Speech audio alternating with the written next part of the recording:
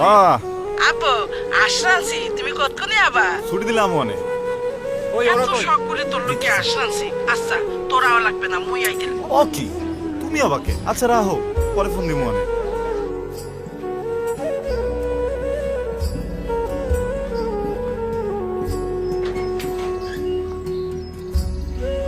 খিদে লাগছে চল ডাইনিং এ যাই লজাই মনু দুগা ভাত খাই। আমাদের মিজান কিন্তু আসলে একটা বিনোদন হ্যাঁ